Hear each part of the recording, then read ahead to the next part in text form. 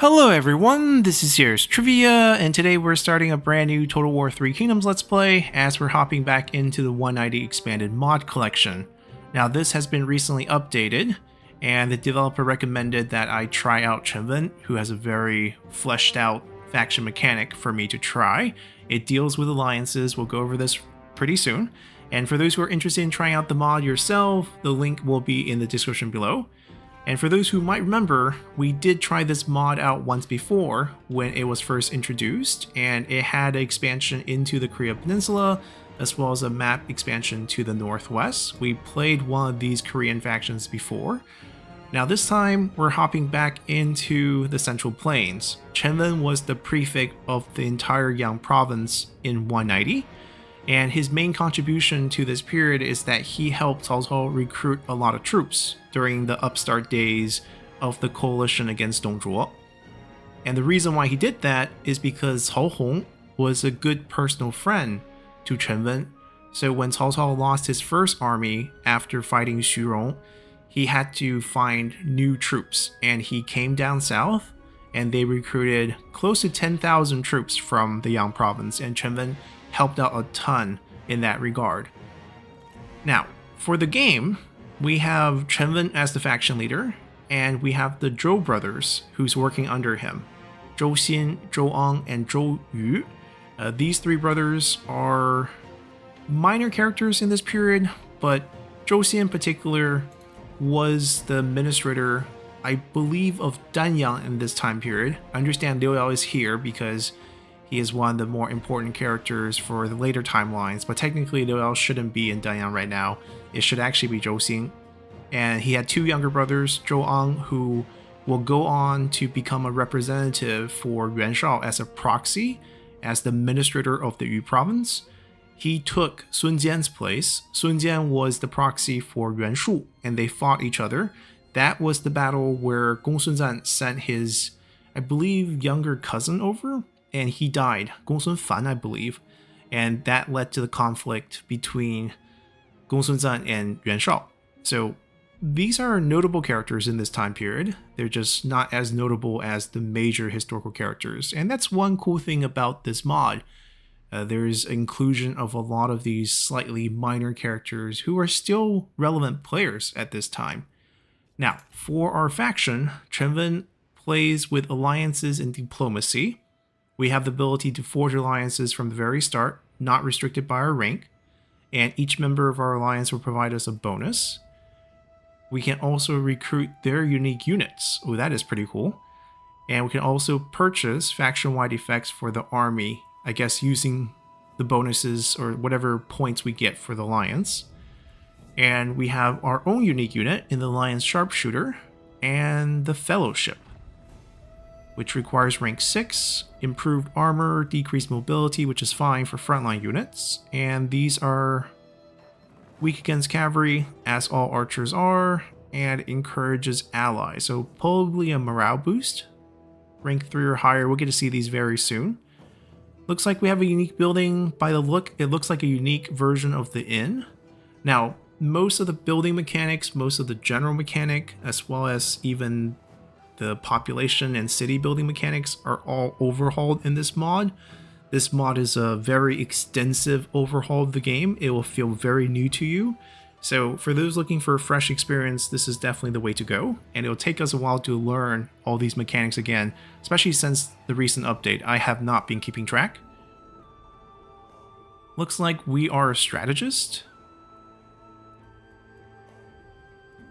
Okay, nothing too crazy with the traits.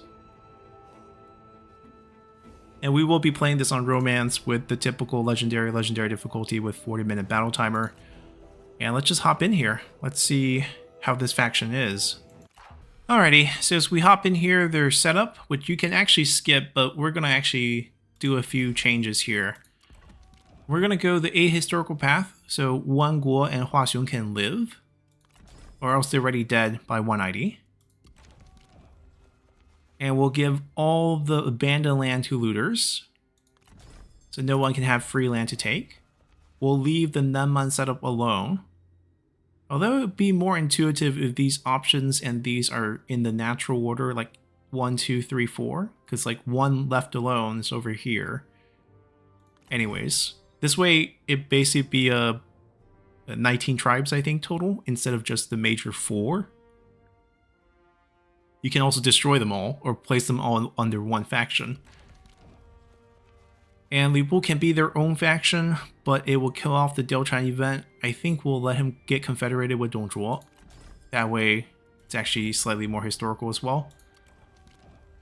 Sun Ce can also be a playable character for those who want to play him, and thus he has the option to be on the field. But let's put him with his dad. His dad's not dead yet. And let's see.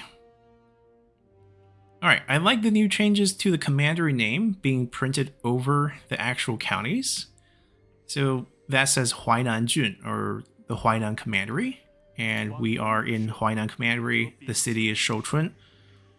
Now the building setup, let's see if they're worth changing, because I know it wasn't changed to the point where every building got changed, but there is significant enough changes for you to rethink how to approach buildings. So for example, State Workshop is your go-to corruption reduction in the base game. That's no longer the case. You can't get any corruption reduction on the State Workshop, so it might not be an auto build everywhere. You get construction cost on adjacent commanderies. Interesting. One-time discount. And the base value of industry income has gone way down. 300 income base. 200 income base. Oh, wow. Okay. I mean, quite a nerf. Labor building looks like got some buffs. We got some peasantry increases, some industry increases, like much higher than the base game. Upkeep, still pretty useless, I assume, unless they change the building upkeep, and then we get population growth. Focus on industry only. Okay. It toned down the population growth figures because I know that there is no population cap by city tier, which I think is the good way to do it. Essentially, in the base game, your population cap is capped by the tier of your city, and then it discourages you to upgrade your city to taller builds because you're opening up the cap and inviting in public order issues based on your current population. Now, doesn't matter your rank, you're going to have those issues, and they actually changed it so the higher your settlement level is, the more positive public order you have, as in the administration of your city is now bigger and able to handle the population and able to give you the public order you need to counter those population issue. So I really like that, and I think the base game would have benefited from this too. I also know that they changed some of the requirements for different tiers of buildings, like tier 4 now also requires small regional city. So once again, encourages you to actually go tall with your buildings and have food to sustain it. So my typical, stay at a city tier build strategy is kind of ruined, but we can adapt, not a one-trick pony here. Did they nerf the percentage? They did. Okay, so it's kind of a fair choice between these two instead of having like 190% commerce and like 40% industry. You basically actually have a realistic choice at the end here, depending on if your commander is just slightly better commerce or slightly better at industry. Government support, still pretty bad. But this is probably mostly about food now, because you actually need food to sustain taller builds. Peasantry base income is still bad, although we're getting actual commerce based income on these options. Interesting.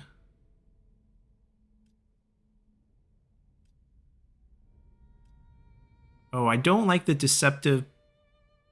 Oh, it's not deceptive, I guess. It's still +2 food. But then it says sold on the markets, right? It's not a negative food, but it's not. Okay, I mean, I'm fine with it. It's a positive. Maybe just take away the sold on markets.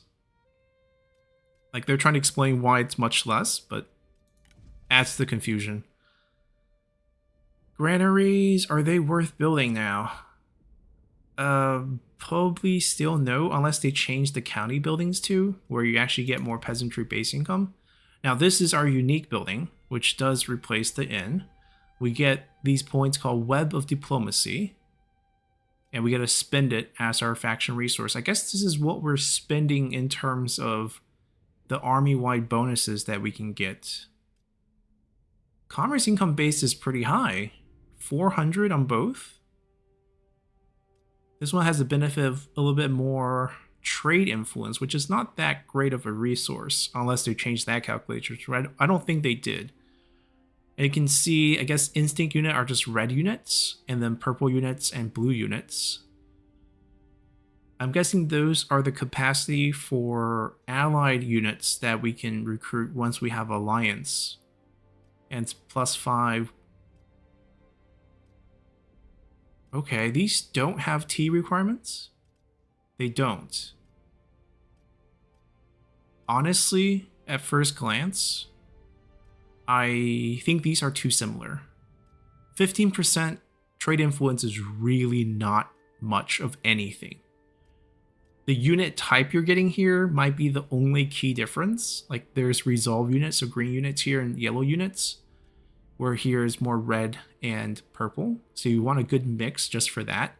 But aside from that, these are way too similar, I think. Okay, culture income seems like Coron sort of style made it for everyone. Schools are worth building just for a new income type. Do we still get income from all sources? Yes, we do. Okay. So I guess this could work. Commerce boost. 3% income from trade agreement. Ooh, that's a new way of doing trade influence. So trade influence is how you split the total trade agreement income between two factions, right? You make a trade deal with someone else. Let's say it's 1,000 worth of trade income. You both have the same amount of trade influence. Then you split that 1,000 even. So 500 for you, 500 for them. But let's say your trade influence is 200%, their trade influence 100%. Then you get 2/3 of the pie. So this feels like a multiplier on the total value between you two. And thus, it's not a diminishing effect, right? Because the split, you're still getting a higher share, but it's costing you way more percentage to get another share of the pie, basically. Okay, silk, mostly silk here.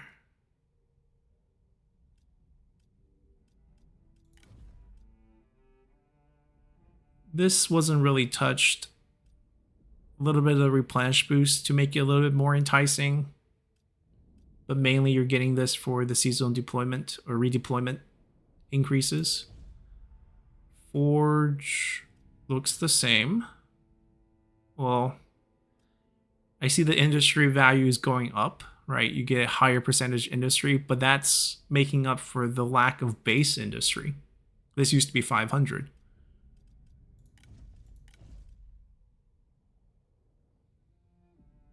Now this is gonna determine if we actually want to keep our building or not. Improved tower projectiles. Ooh, interesting. I actually kind of want to see what that looks like. Is it just the higher tier towers, or do they implement like a new tower that shoots like rocks out of them? That would be pretty cool, to be honest. We're currently tier 2. So if we just upgrade it one more, we can kind of see what that looks like. I might keep it just to see what that looks like. I have a suspicion that they just changed the higher tier city towers so that you can get them with this. And therefore it's just like, you know, it shoots more arrows out faster with 2 levels instead of just 1 level. I think they said that administrative office is now where you can get corruption reduction and actually have to kind of build these if you want to contain your corruption. And that is interesting. I don't know. This feels like a building that's going to hurt your economy, but at the same time save it, because corruption really hurts. And you have really no other option, right? They took away all the options. Ooh, I would assume they would have nerfed tax collection. This doesn't feel like a nerf. This feels like a buff. 500 base peasantry income? That's a lot.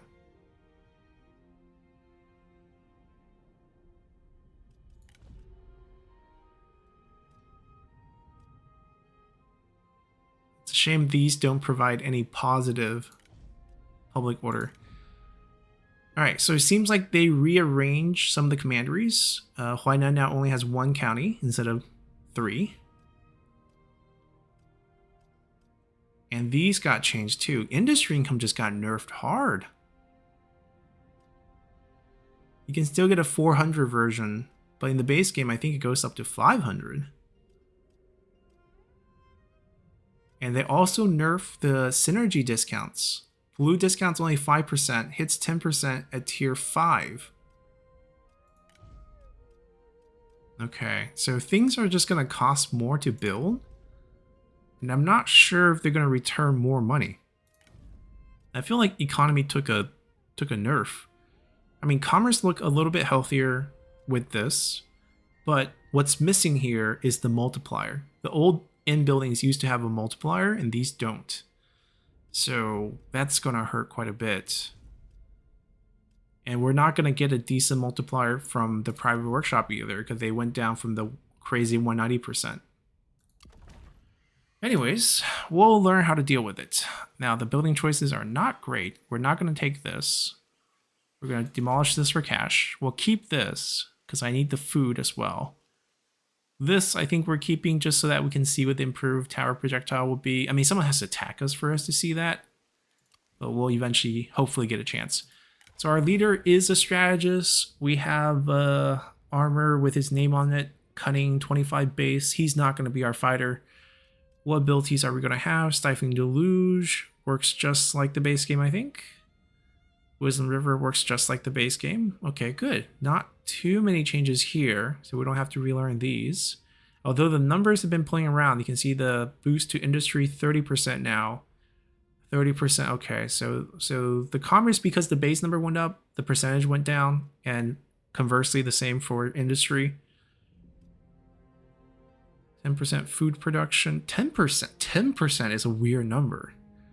Because, like, how many food are you going to get in a commandery? Unless you have, like, if you don't, okay, I guess if you have farming, maybe like 10, this is giving you like 1 food. Abundance used to be 5 flat, which is really high. Now it's like 2 plus 1, most likely. Oh, you can boost school.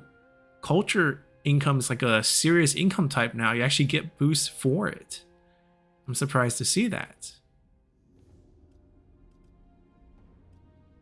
Okay, the rest look pretty familiar. Now, I also know the stat bonuses have been changed. So you can see there's a percentage boost to industry based on your expertise. And the construction cost is no longer administrative bonus, but a faction-wide bonus if you put them as prime minister, leader, or faction leader, or faction heir. Resolve is just going to be your health, food production, peasantry income. We get trade influence off of it. That's his high stats. Unfortunately, we just mentioned trade influence is not that important. Recruitment cost is now faction-wide for the leader positions. Okay. And then we also have satisfaction base. That's the same. And then income from all sources. Ooh, commanders might make for decent, or at least high authority makes for decent administrators. So that's not going to be useful for us. +5 satisfaction is good. Okay, kind of know what's going on here. Probably have to keep the sword just for authority. We're not going to really depend on him to fight. Let's see what items we ended up getting. Quite a few good ones. Philosopher is always nice. The weapon's always good. 2 silver weapons, not bad at all. Although stat boost wise, probably not something we'll equip on our faction leader. Food production for administrators. Okay, so I think we just get the philosopher on him. The cunning is good, and then we can get classic filial piety. The public order is going to be good too. Faction-wide bonus, 5% replenishment, 3 morale. Okay, got it. I'm assuming we don't have heirs. We're not married, okay. No generic wife for us yet. And then these 3 are brothers. Zhou, Zhou Yu, Zhou Xing. Zhou Xing should be the oldest. 27. Oh, Zhou Ang's oldest. Zhou Xing's the youngest of those 3? Huh. Did I misremember? I might have misremembered. They're not that significant to know the. I know these three are brothers. I don't know the ranking order.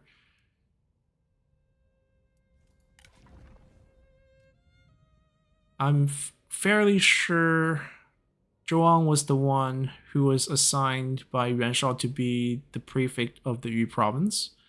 I'm fairly sure Zhou Xing was the one who eventually went to Kuaiji and fought Sun Ce and got killed. Chen Wen died in 193. There's two versions of his death. In the records of Three Kingdom, the death is he got sick and died. And then eventually Yuan Shu took over the Yang province. The version from the Book of the Late Han is that Yuan Shu killed him and then took over as the new prefect of the Yang province. But either way, he dies in 193. So pretty soon historically, I don't think he was this young. I think this age is not true. We don't know his birth year, but there's just no way Chen Wen became a prefect at 21. Let's just say that. That's the easiest way to say that's wrong. We don't have a weapon for him, but maybe we want to change it up to something more interesting. I think this usually does the most damage. Do we have administrator position this early? Ooh, new. There are new buttons. Ooh, this is nice. This is actually really impressive.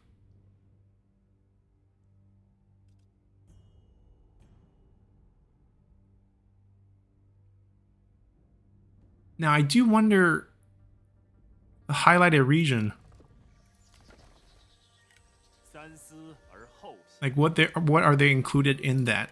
I'll check out some other commanders once we take control of them. We'll know. Wonder if they have like a province feature. So let's see. A minister commander gets 5% replenishment, and enemy armies gets 50%. That's not bad. With the new authority boosting all sources, and he has high expertise, he might become our administrator candidate. We can boost this a little bit more. Oh, it would just be industry income, but that's what specializes in here in Huainan, so that's gonna be fine.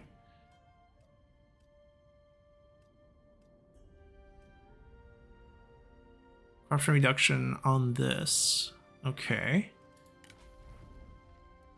This is not the Zhou Yu who worked with Sun Ce.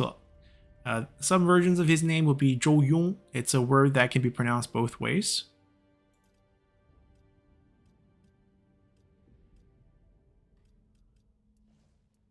Might as well take the weapon, just for combat capabilities. Ah, we gotta check out our faction unique unit. Okay, they do have encourages the morale boost. Damage-wise, I'm not going to know for sure until we see other units, but 200 range means they're pretty standard archers. The damage feels higher than standard archers, good firing rate, very good ammo count. Once you go into melee, I mean, the health is, the typical range unit health, so it's not going to be great in melee. And evasion looks terrible, so very fragile archer unit. The Fellowship, high morale. We have the same short spear as the Shield Guard. Bonus against cavalry. 30% evasion total with the shield. 73% armor with the shield. Wow. 60%. Okay, not bad. And they have shield wall right now. And I'm assuming we're going to have more once the strategists level up. And maybe they won't have turtle, actually. I don't know if they will get that. But at least from the strategist bonus, I think turtle wouldn't show up until like rank 4. Right, so we're probably not going to be able to see it now. I suspect no turtle. Alright, so diplomatically, we want to set up some alliances if possible. We're at war with Dongzhuo and the Han Empire, and that's it. So not too bad. The factions around us don't hate us. We have one possible trade available. Oh, Lu Kang. Bian Rang. They put Bian... Okay.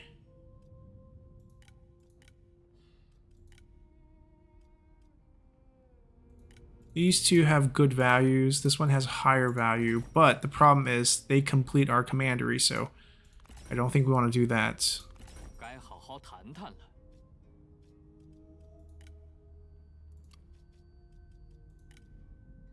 Yeah, that might be difficult at this point. I don't think I care about the armor. It's a good item. I have a bow as well. It's worth taking a look at everyone else's real quick, since we do have some positive value with the trade deal. Ooh, 10% capture rate. It's always nice. Let's see if we can do something here. I don't think 20% food is gonna make or break. If we had to, I would be okay with this. We're still negative. I want to take a look at the other trade partner that we have, even though we do want to go to war with him. But if he has a really good item, he does not. Okay, that doesn't save him.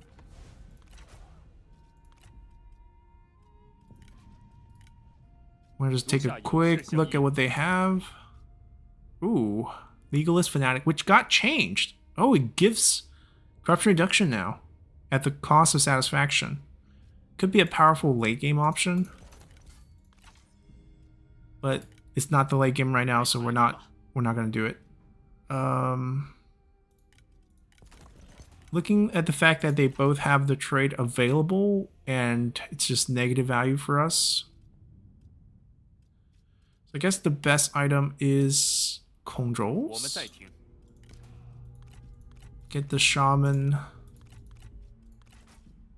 We'll throw them a trade deal.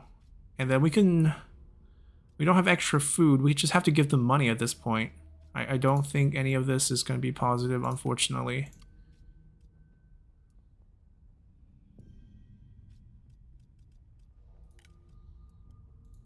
Maybe anything within 500.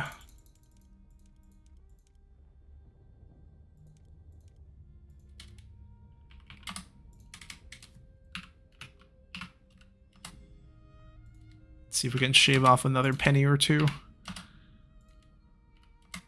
Oh, nice. Okay.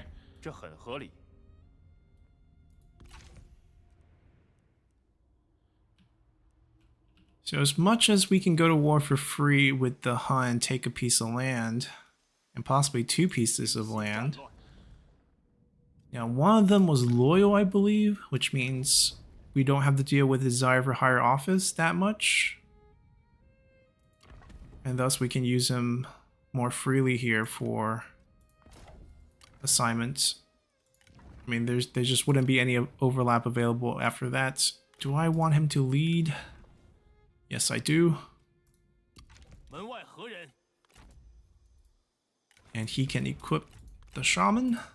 There's no officers there. I hope not. Yeah, it's empty commandery for us. Oh! But that's a good news. We can have a chance to capture Xunyu on turn 1. Right, so even though officers are just not as strong as, you know, in the base game, the abilities are nerfed. Or are they, actually? They're not touched? That's interesting. I thought it was nerfed in this overhaul, but we should be fine here. And even if we didn't have the ability, we have cavalry units, which we can always kind of peel away and take out their range slowly.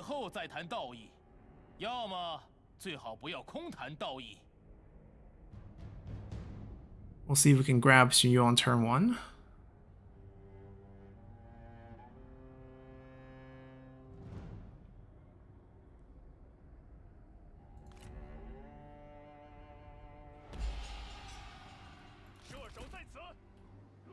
We need... We'll take the hill. They don't have any cavalry. I'm gonna stay behind. We're gonna use Joseon like we would use Lu Bu, basically.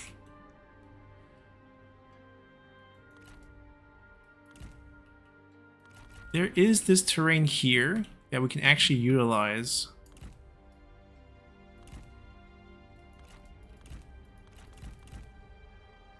Time to see if it actually works just like in the regular game.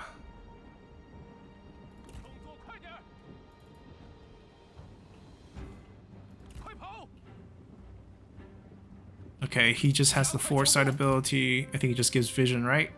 Yep. Basically completely useless. I don't want to charge into any spears. We can definitely circle around.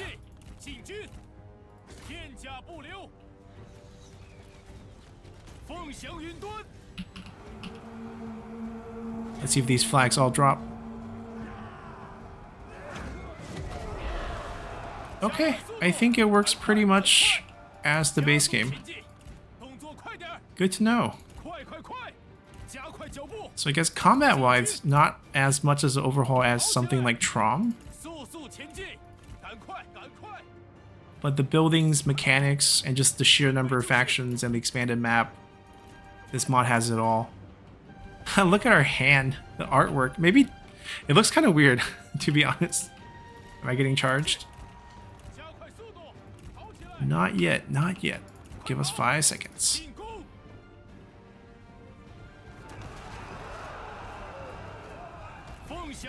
Oh, we got knocked right here. We can actually kill him here because we are on foot. The match combat would favor us if he doesn't move away. The only thing we don't want is tangle our animation with any of the infantry, so we just probably want to spam click him. And then use him as a charge target to get out, maybe?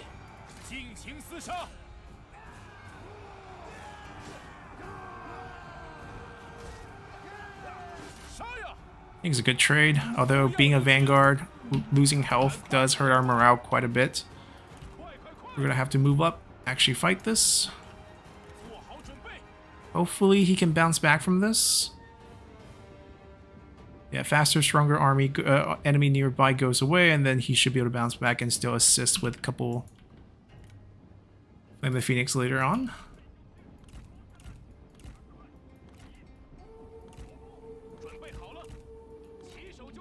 Work ourselves to the flank. I think it's a good trade. We got rid of their general. And we still can use him, so. Too far away.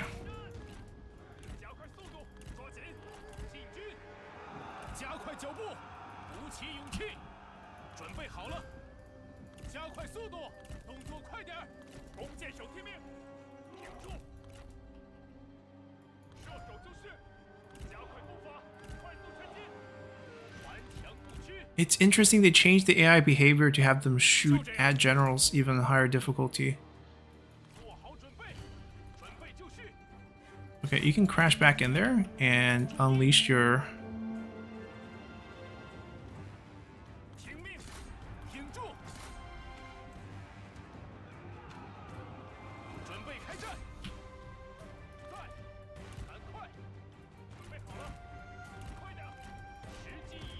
It's not in the middle, but I can't get him any closer. And it's time for us to peel away from this situation.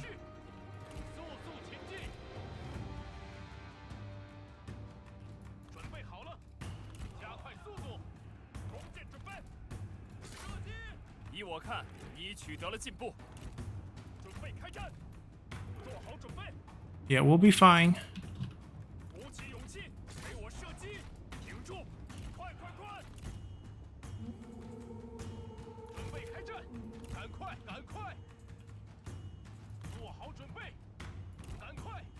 We just want to pull some of these units away from the front to give our archers an easier time.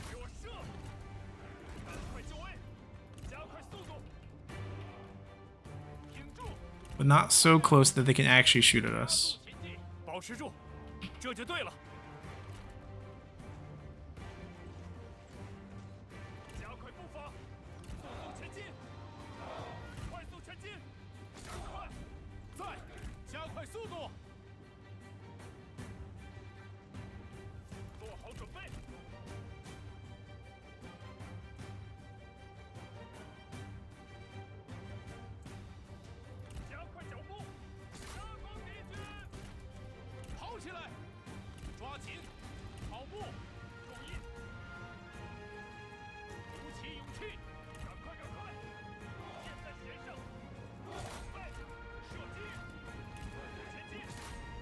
I don't want a friendly fire.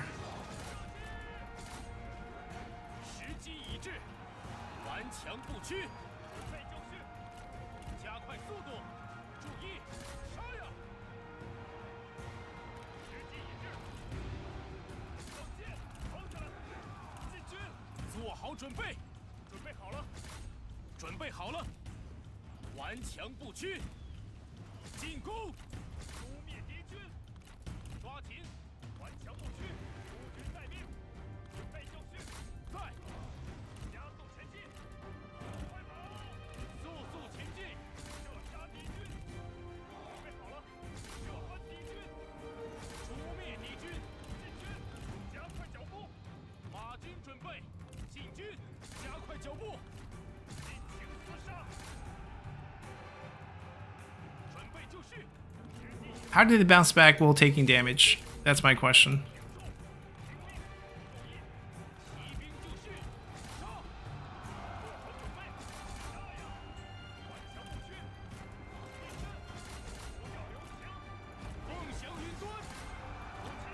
Come on, clear this.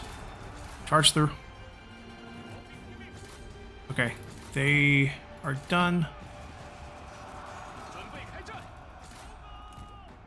做好准备，放箭，干得好， Rear charge this. 挺住，准备好了，放箭， Now fire here. He's done. Third time he's done. He's not coming back from that, but that's fine. He served his purpose. 发射，挺住，不要留情，骑兵注意，杀呀，速速前进， Okay. Shore up one each. 时机已至， Curl right back. 就绪， Get ready for rear charges afterwards. 顽强不屈，做好， Make sure they don't get to bounce back. 赶快赶快，听命，准备好了，准备好了，顽强不屈，射杀敌军，加快速度，跑起来，剑甲不留，箭手注意。 Alright, shoot them then. Don't move up, wasting time. 来我身边，准备就绪，做好准备，加速前进。 Alright, quickly route this. Then we can start reversing here.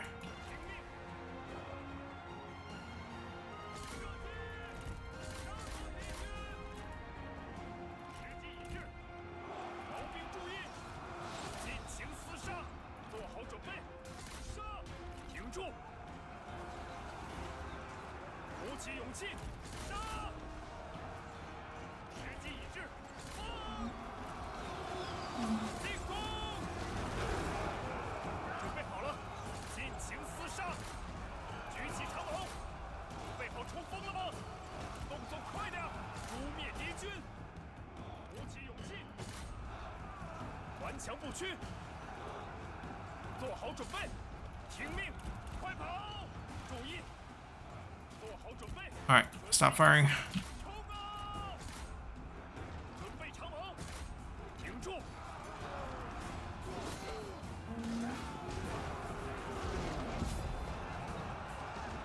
It's a siege battle, so they're all going to be wiped.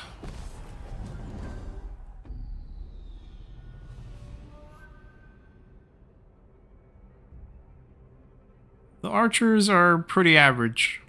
The morale boost is nice, but I don't think it's that great.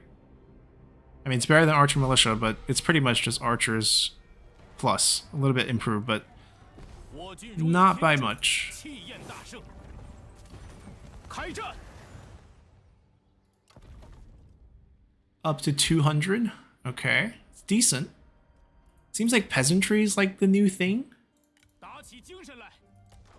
We can definitely go all the way up and take that. It's only level 3, so no walls yet. The fact that he lost a lot of health doesn't help, but still. We are stuck with the situation.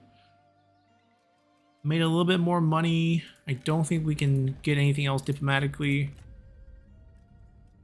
Yeah, these deals are just non-existent. We're not strong enough to force alliances yet. And once we do have alliance, here's the web of diplomacy, which I think we can just get. Alright, this is something we get from the inn. And then once we have alliance, we can get their units. And then we can spend these points to give ourselves faction-wide boosts.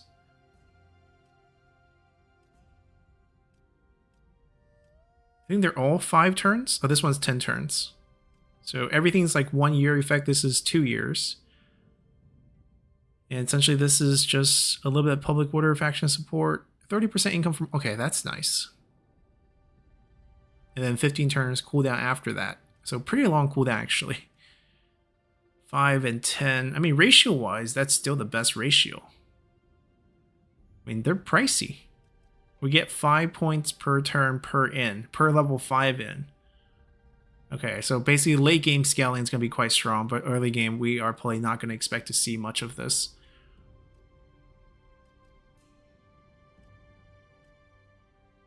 Decent bonuses. I think that's really all the sort of unique stuff for us.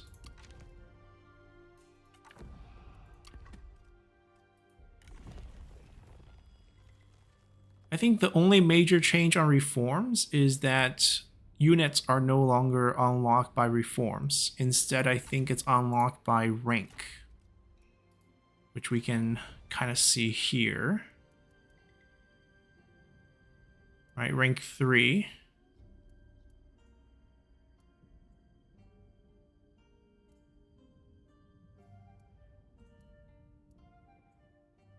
Or followers.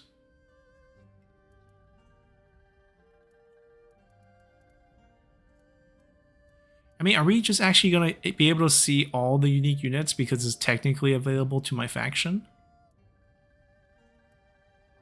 But generally speaking, just locked to your general's rank. I think we keep the army as is. I mean, I can't recruit any this turn. But I don't think I want to delete any. We really need to depend on these guys. They help. The encourage is not nothing. I wish he was healthier, of course, but that part didn't work out. I think we'd rather wait till we take this, and hopefully we can get ourselves a wife soon, actually. That's my #1 concern. We need a wife. We didn't get the capture. The wife would help us with the heir. How much would it be for us to get a generic wife? Only be 2,000. I think it's worth it just to randomly get a wife here. Diplomatically, there's no female faction leader for us to confederate. Did anyone have a daughter? 有何提议？今天咱们好好谈谈。 Now for these, first off, it's pretty negative. The other thing is, we should probably wait till turn 2 to do it. 仔细想想， Because then they actually get equipped with some items, potentially, if they're like the heir. 有失远迎。 But it looks like it's going to be even more negative next turn, so I think we will just do the generic and get the bonus right away. Wrong button.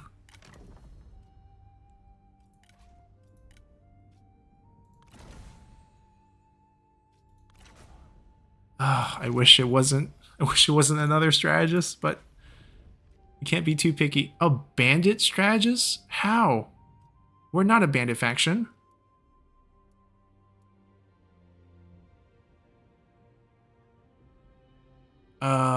This is bad.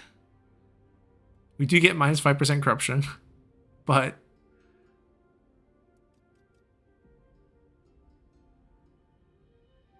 man, I'm not happy about this.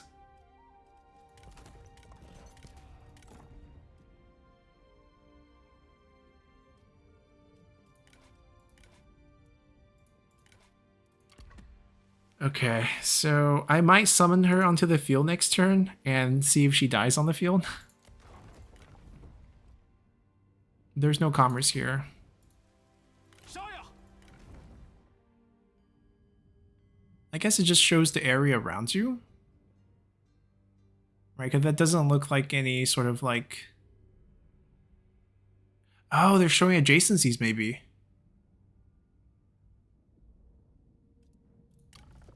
It's not a province, that's for sure.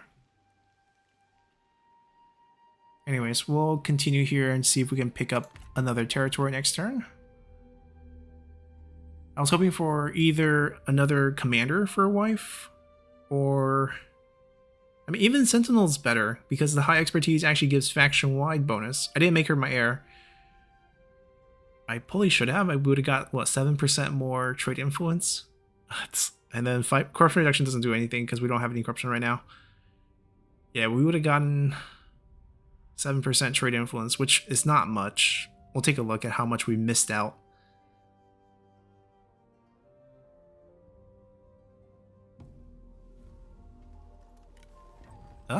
Empty?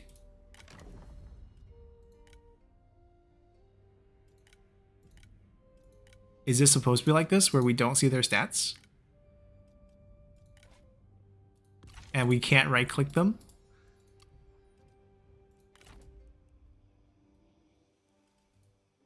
We'll find out if this is a bug or not pretty soon.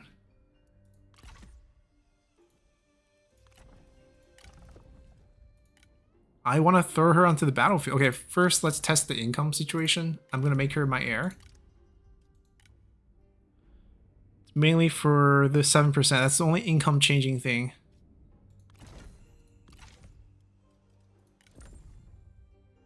I don't even think it changed anything. Anyways. I think we find a way to let her die. Wait, where is she? I didn't put her in. I put her in as heir. Great. Do we keep the army after this? That's the question.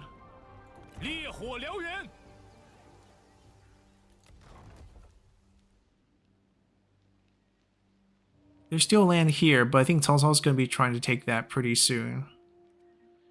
We can go to war with the Yellow Turbans for Pengcheng. And then deal with Zheng... Oh, Zhengjiang's moved down south now.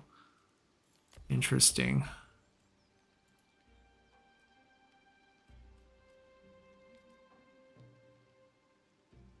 I can technically, depending on how expensive the summon is, I could proxy summon her. Yeah, I think it's worth it. Is this meant to be this way? Just so that you can't look at their items? So you can't like steal item, recruit, and then dump them? I mean, you still can, but it just comes at a higher cost.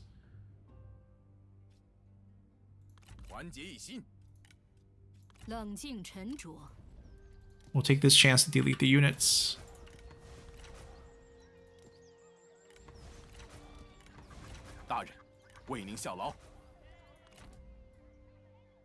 Come to your husband.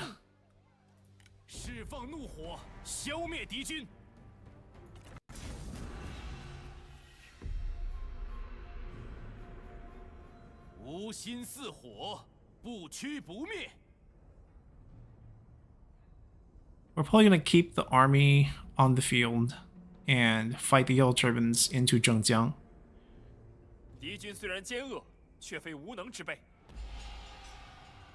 Wait, level 3 town has this map?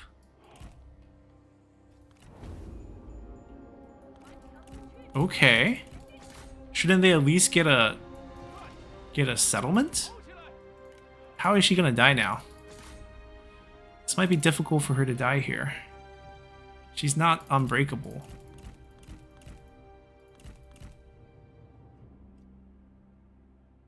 Don't be scared, guys. It's just a lady.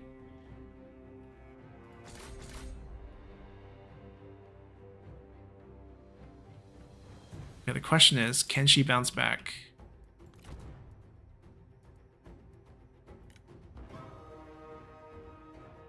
See, if we had towers, then she could easily die from that. She did bounce back. Dying's gonna be difficult because she's running back into arrows, and that's gonna drop her morale a little bit more. Yes, we did it. Angry husband too. Not really, we didn't even heal off of that.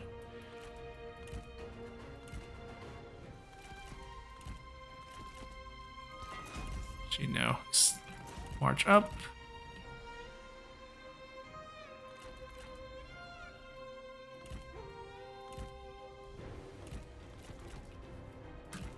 Alright, we pulled off what we wanted, so it's all good.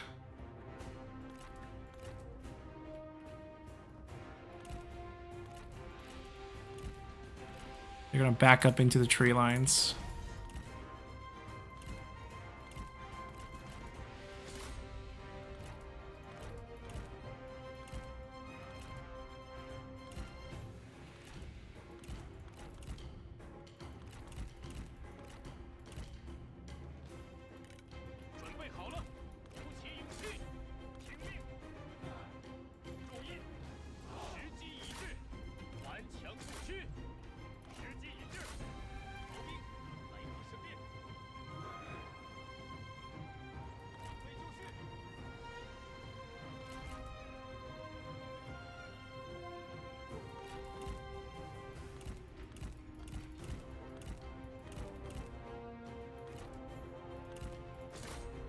Even if they bounce back, it's fine.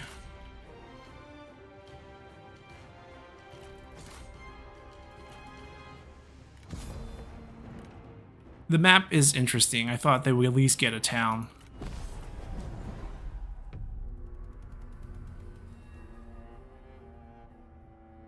I mean, a lot of this could be bugs, right? This is a mod that's still a work in progress. It did get an update, but they're still working on a lot of features.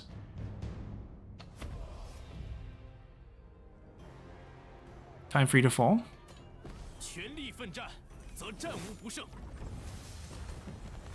So sad, so sad. Control's like, that was my expansion. So, does it say we get a actual settlement? I mean, yeah, settlement has wall, a small city, but like, at least, do we still have a settlement?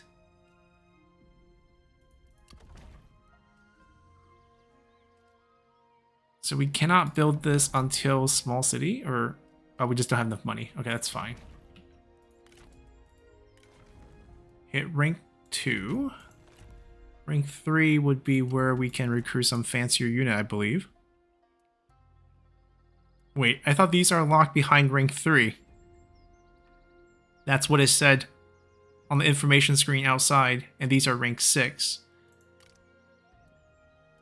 I guess these are not locked behind rank 3.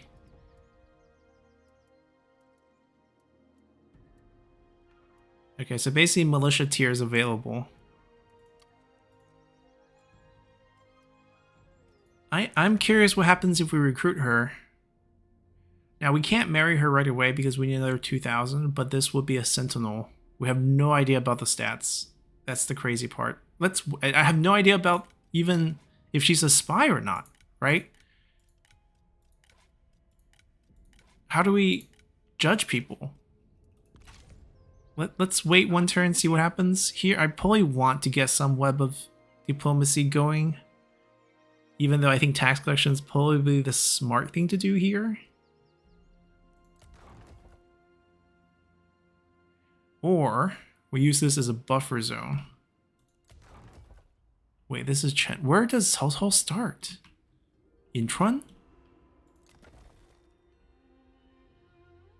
Yeah, because the commanders are redrawn, so things look a little different. I think I want to take this and then go south. We are the prefect of the Yang province. Let's get our Yang province. We get the tax collection here.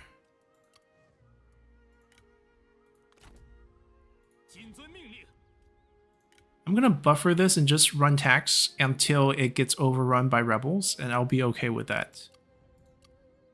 If we don't meet in contact with Cao Cao, I'm also okay with that.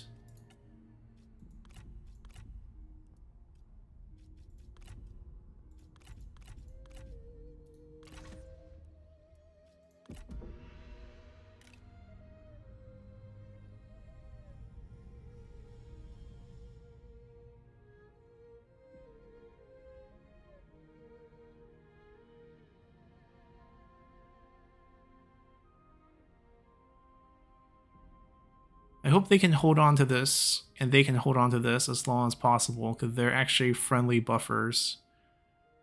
And then we can focus going south for a little bit.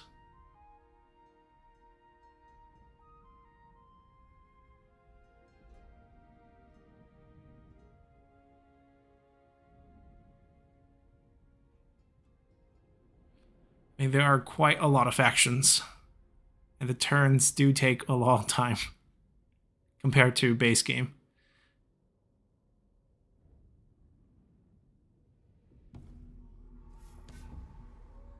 E01, 丘里居, okay.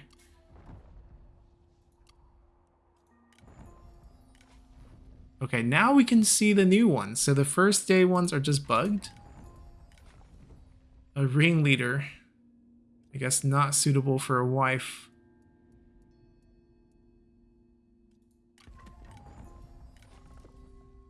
Not a bandit here.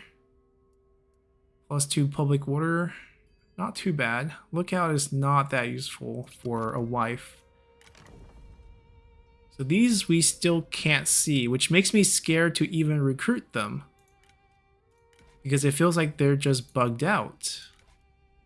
What if we still can't see any stats after we recruit them?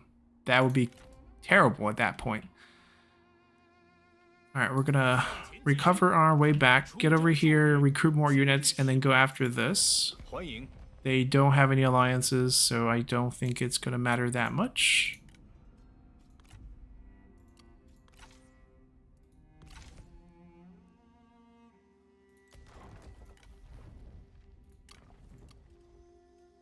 Once he comes off cooldown, we can have him go collect taxes there.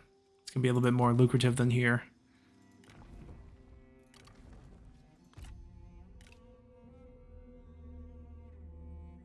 I think our goal is still Danyang. We'll take a look, see if the county got changed there, because obviously it could be no longer like very lucrative. But you still get a harbor in Danyang, and then you at least get one more county of income. Should still be great.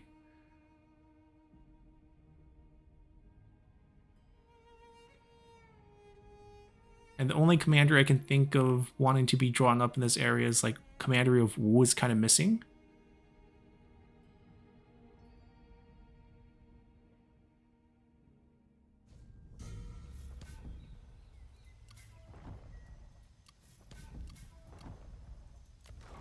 No, they still get both. Wu is not its own commandery. Okay, this is still super lucrative. Oh no.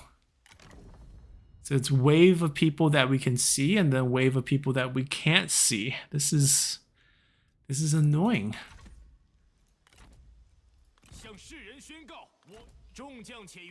Okay, he really can recruit. And there's going to be a good pile of units. He upgraded it. Okay. I'm guessing this is... That kind of looks like a sub-building, right? Or else this would just expand. It feels like they're just building a sub-building. We're going to need more help.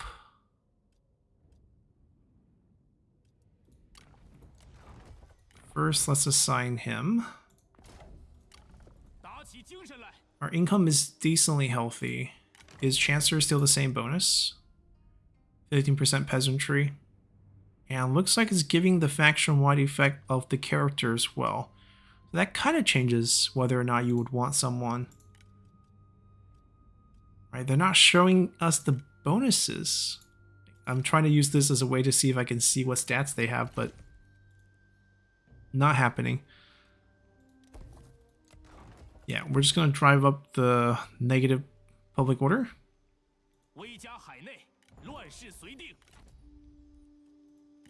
Should I just try another generic wife? I think that's the solution right now. Let's get married again. Okay, commander. I like that. Preacher, not good, but not terrible. Ooh. Okay, she's a good army character, actually. So, like, we get 10 satisfaction in the army. Administrative bonus, kind of pointless. But we get capture rate if she's leading it. And then 10% campaign movement site if she's leading it. Brave enables unbreakable and attack on campaign map. Right, so, like, she has the... I mean, that's good, too. We're not going to be that picky. She gets to live. And then throw her in here, and then we start recruiting units. So do we still have the 50%? We still have the... Okay, so most of that did not change. And we probably just want a lot of infantry at this point to help us kill their spear units. They don't have a lot of cavalry, so the rest of the money I think we do spend on these. We have 1230 left. A couple more cavalry would help. We can only buy one more. If we go the cheap end,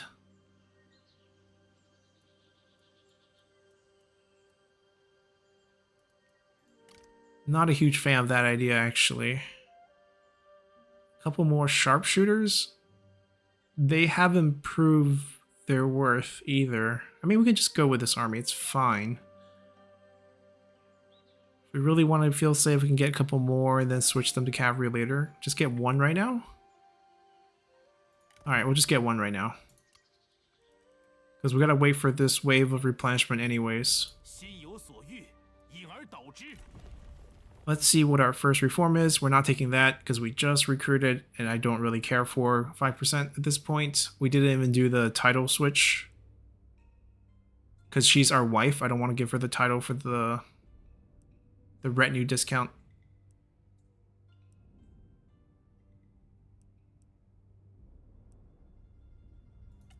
This requires us to have a trading port. They changed the requirement on that. Hoping to get another trade route, but I guess we can work our way. Oh, building unlocks are not tied to reforms either. Interesting. So the bonuses on this is just corruption reduction and public order. Administrator position unlock is moved back away from Unix secretary. Ooh, they changed a lot of stuff. Something like the common practice of getting this first so that you can get administrator early also doesn't work. Flat food.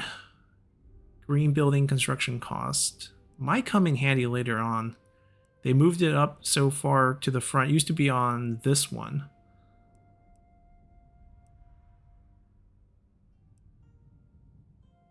We can get early spies. And look for turncoats. And maybe use turncoats to boost relationship and then try to get alliances that way.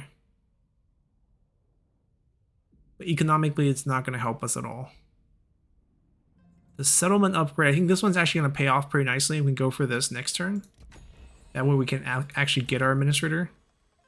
Because we do have to go tall, I think. So getting the settlement upgrade is worth it. Yeah, I didn't want to throw her the title because she's the one who will get the retinue and then... Oh, it's for the whole army? I guess we could give it to him. Because she's technically free, because she's a family member.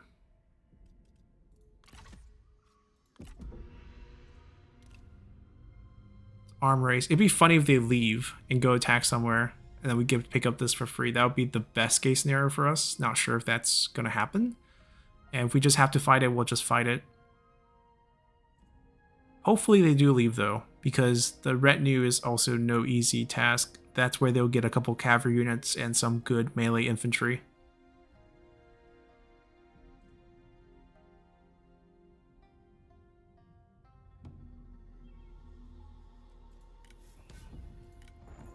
Oh my god, the character not working out is annoying. She might actually need to go...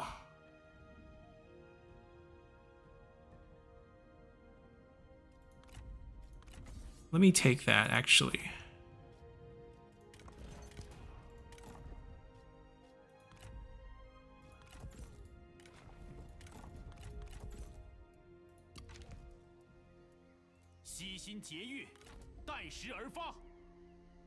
How do they afford so much?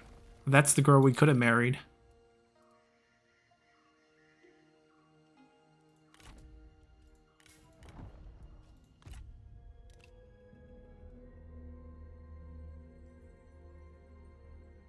Zhongjiang took that. We might need to check diplomacy to see if we can secure something from her. But like I said, if we lose pay, I'm not going to cry about it. It's just going to be a buffer commander for us.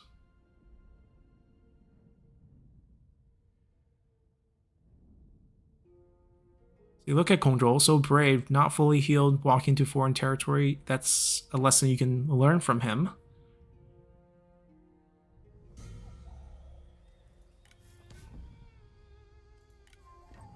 Oh, Jialong got wiped? He did. Well, the units are nice, the disloyal, not very much. He should have weapons and items. Wow, well, his artworks is destroyed over here.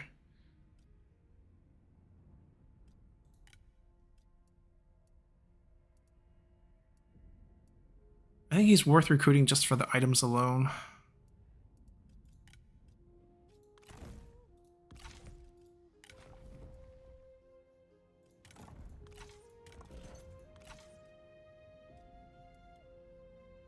Still 39. I mean, it helps that he's lower rank. This is not a bad group to throw in somewhere as an administrator. Like, if Pei needs a little help in the future, that could be our solution. Must be a city to grab. We are a small city, unfortunately, and we need money to get to that next tier. Now, we do have the ability to try this out, but I think we want to wait a little bit on this. We want to get this upgraded first. Meanwhile, this might be worth it just because we get more of a retinue there to defend it. Alright, we'll take that. Yeah, they are not moving out. We need one more turn. And then we might just go for it.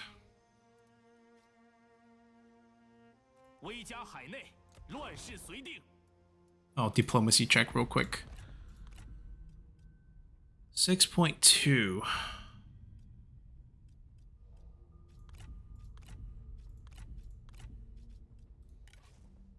It's gonna be hard to get her off our back. But we do share some enemies.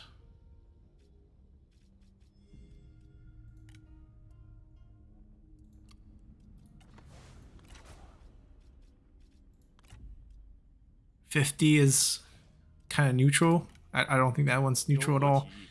We have one extra food, which we don't really want to give up.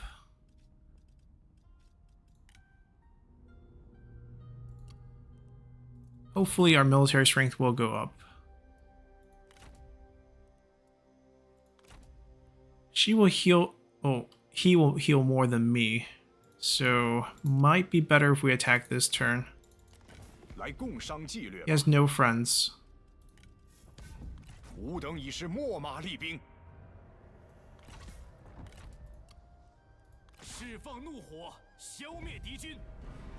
What's the map on this one? Okay, so still the normal toolmaker map. I wasn't sure because we had a settlement that didn't have anything. In this case, I think I'll actually just try to siege him. Force him to sally out. Because he doesn't have any friends, doesn't have a second army. No one's going to surprise us here. And we can actually just wait him out a little bit.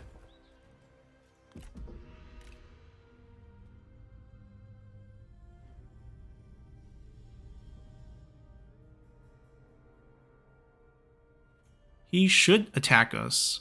It would be weird if he doesn't sally out here.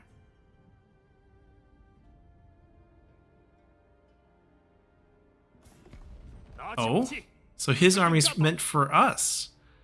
He threw away a trade deal too. And then went north. Oh my god.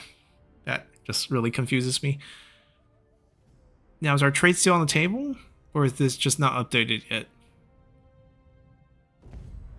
They are coming out. Okay, so we don't have to deal with the towers. That's the big difference here.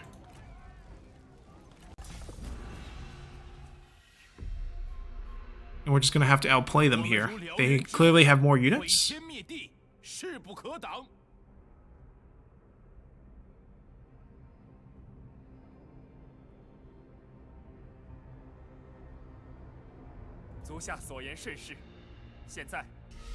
Fog. Okay.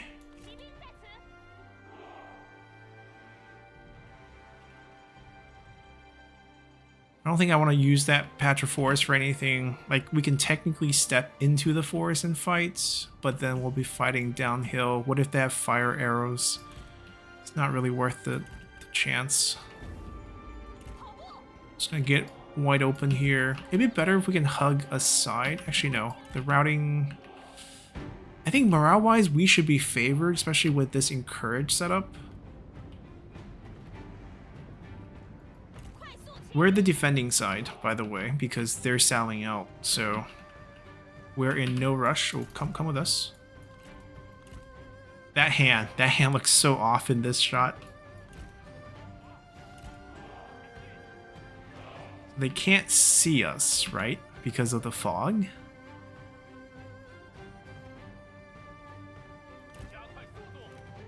Alright, we're gonna pull back.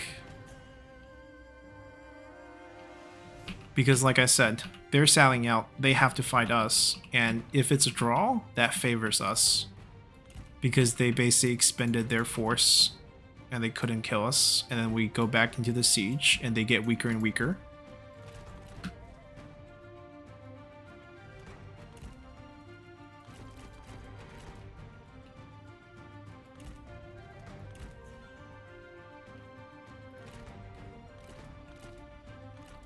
Actually, no, I need to keep this in the front.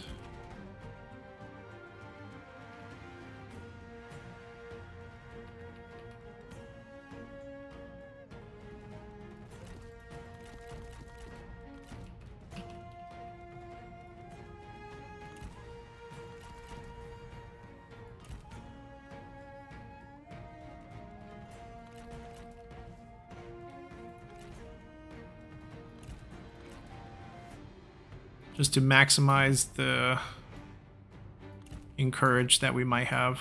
Well, that we have for sure, but...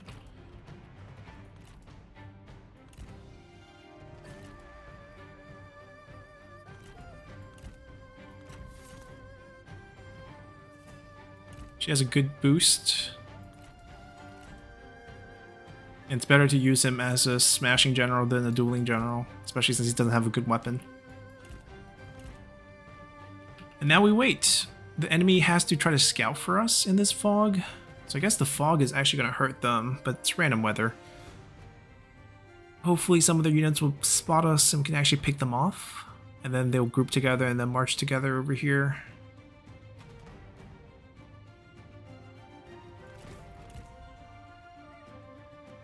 They do have cavalry. I'm not sure if I feel comfortable sending him too far ahead to try to find the enemy.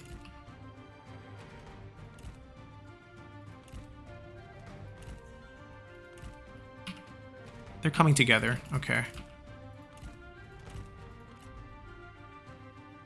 We're not fighting a sentinel here.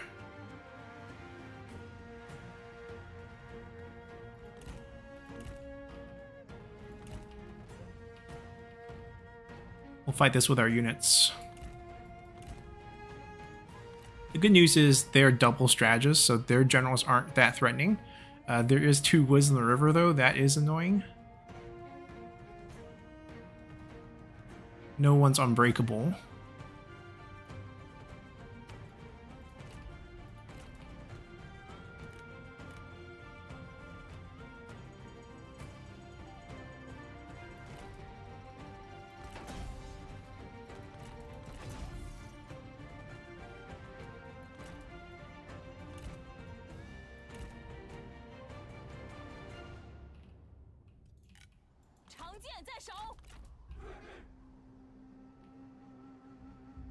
Alright, they only have 3 cavalry units all on their, I guess, our left flank, which means we can kind of counterflank them when they do loop around. I'm not going to put any spear units on the side.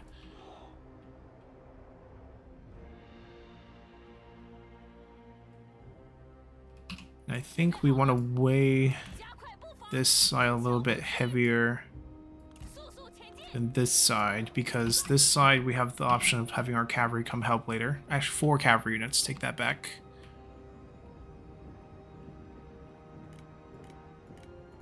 No fire arrow, okay. Lose formation, tank the first couple waves.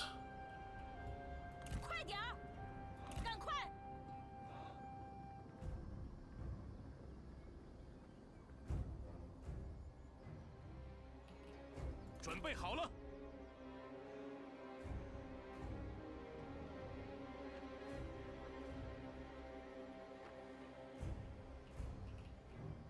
你死到临头了，斩你首级，看你如何言语。 We want to wait.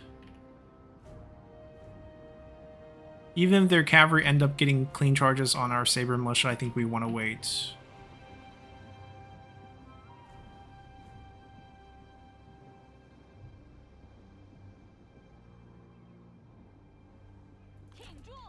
It's okay. Even if they empty out their arrows, just archer militia damage is not going to mean much against this.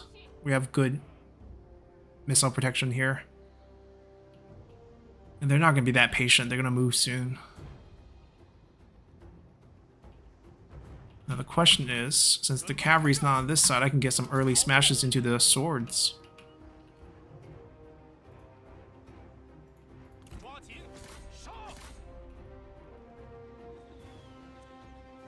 Or even here. And trigger their Wisdom River early?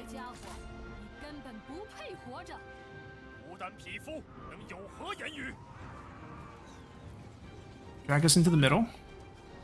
Smash.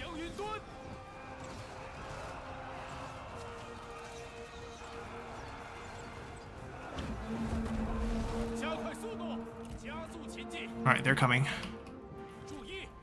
Now we come out.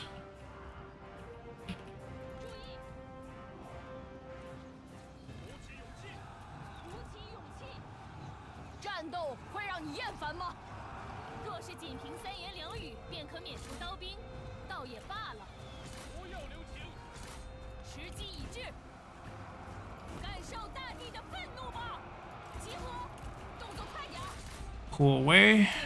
Just hold right now. Okay, we gotta get him out.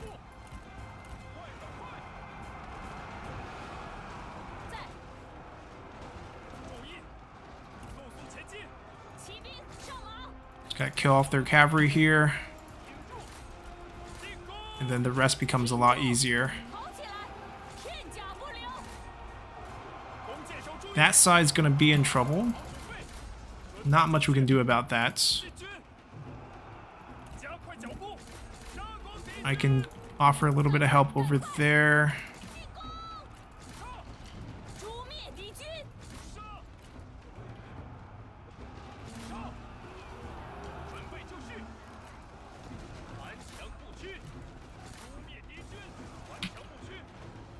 I need you back here to slam into their infantry line.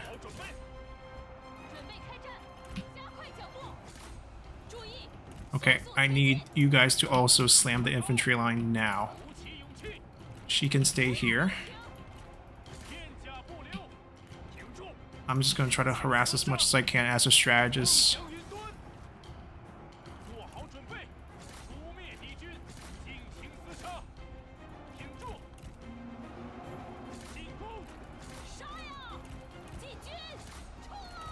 Bounce back, charge in.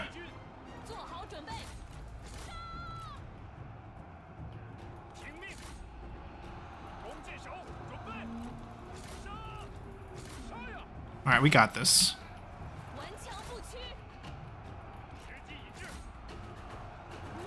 There's a new wave. We just gotta block it. And let our cavalry continue to sideswipe into their formation here.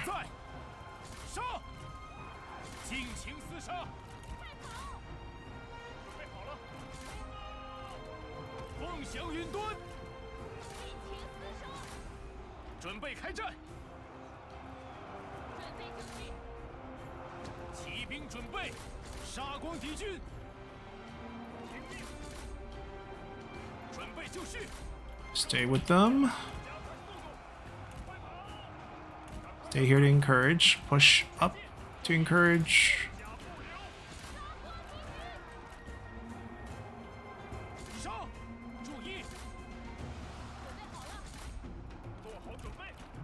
Honestly, she should be back here giving the second boost, but it's a little too late for that. I think we're going to be okay, though.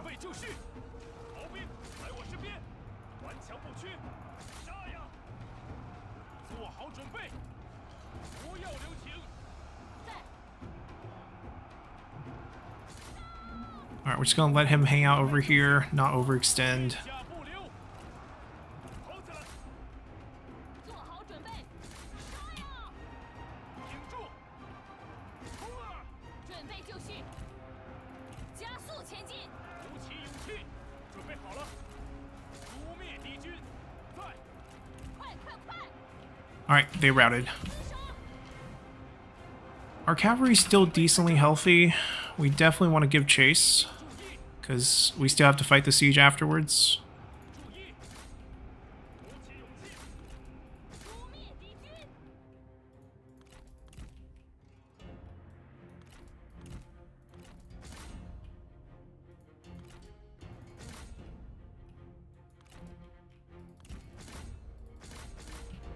Okay, don't cause any friendly fire situations.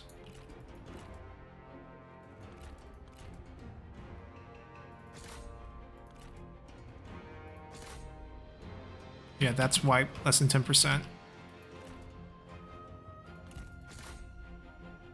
Might be too late there.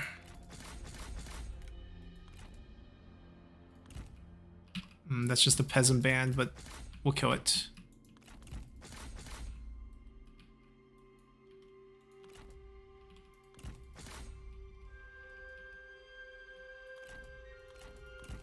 I mean, that's good enough. I think we'll be able to at least delegate the fight without any issues and take Toolmaker and complete our commandery.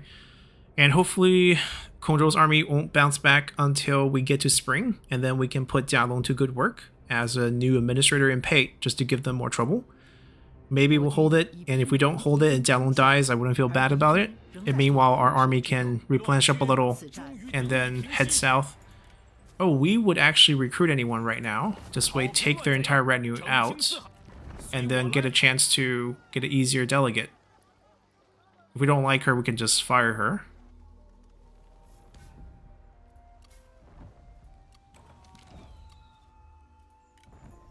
Li Ru? Not a spy. Okay.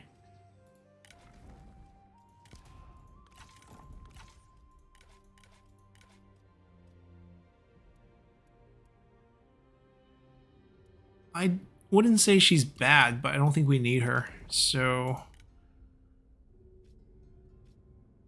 I think we just fire Li Ru. We probably would consider recruiting. It's not like we need a strategist, but hard to say no to a unique one.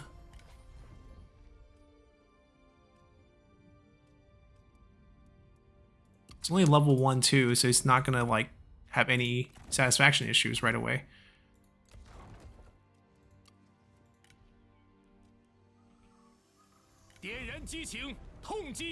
Alright, now it's just a decisive delegate. Get this out of the way. Complete our commandery.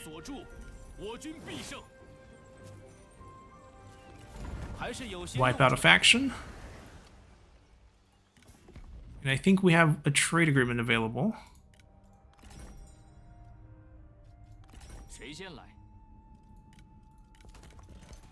Yeah, no one needs armor because everyone has sort of a semi-unique armor on them. Let's sign that too. I know it's not worth anything, but maybe less chance of getting into another war.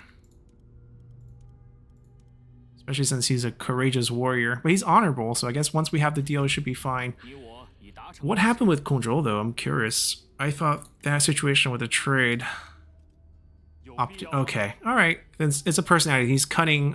Okay, it makes sense. Alright, we got more money here. And we do want this upgrade, so we might want to save it for a turn, because this is pretty marginal at this point. I know we really want Danyang, but this is a rank 5 city. We're going to need siege weapons. And for us to get siege weapons, I think we need to get higher rank. Oh my god. This faction's kind of nuts because the possibility of getting... I mean, followers... I think that's part of the game even without the alliance mechanic. But with the alliance mechanic, we definitely can't get anything and everything. But what about our standard... Well, that's... Okay, there it is. Rank 6? That's kind of steep. Could we get at least something before that? Nothing? Man, this siege battle is going to be tough.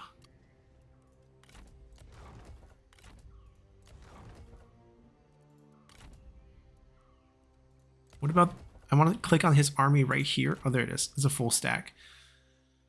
We probably need to upgrade this to a full stack, which needs a little bit of cash. Not that much more. A couple more cavalry here, 2,400 for the recruitment. We can probably do the titles now. And then over here, I would like a couple more of these guys, but they also require high rank, I believe. If we can even find them on this graphic.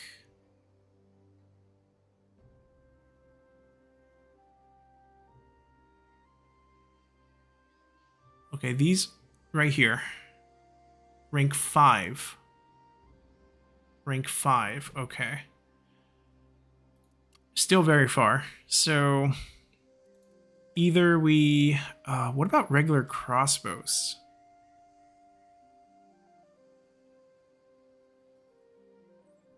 They're heavy crossbows. Rank 6. What about regular crossbows? Don't see regular crossbows.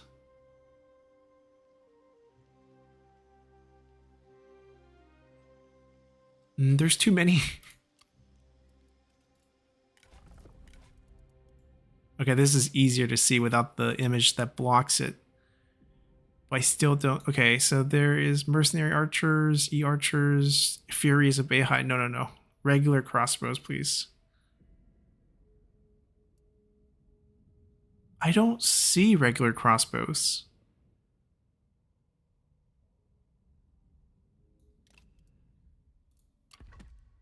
Then maybe just a couple Z militia, just to shore up our side flanks so that they don't get charged like what happened last time.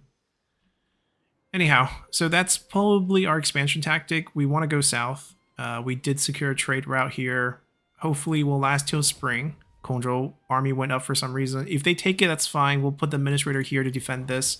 And then we probably cancel this upgrade, get the money back. Actually, that's probably what we want to do now, because I can immediately upgrade this. What about our food? We need 4 food for this. And then if we lose these, we actually lose our 2 food. So we actually have no food to upgrade at this point. So this might be the better upgrade, better retinues, more money. This get us 2 more food. So actually, we actually need this. Needs to be a large city at that point. We'll get this first. And then we can think about food from other sources like maybe Zhang Chao's territory and then get ourselves a port so they can get more trade routes too. So maybe they're our next target first. Easier, softer targets before we go down, deal with Liu Yao. So that's probably what we will do next time. Anyways, hope you guys enjoyed this start. The mod is full of surprises, and we're gonna get to learn. Is that a? It looks like a eunuch hat, but it's not. It's Li Ying. Okay. Anyways, like I said, a lot of new things to check out, a lot of new strategies to try. Hope you guys enjoyed it, and we'll see you all next time. Bye.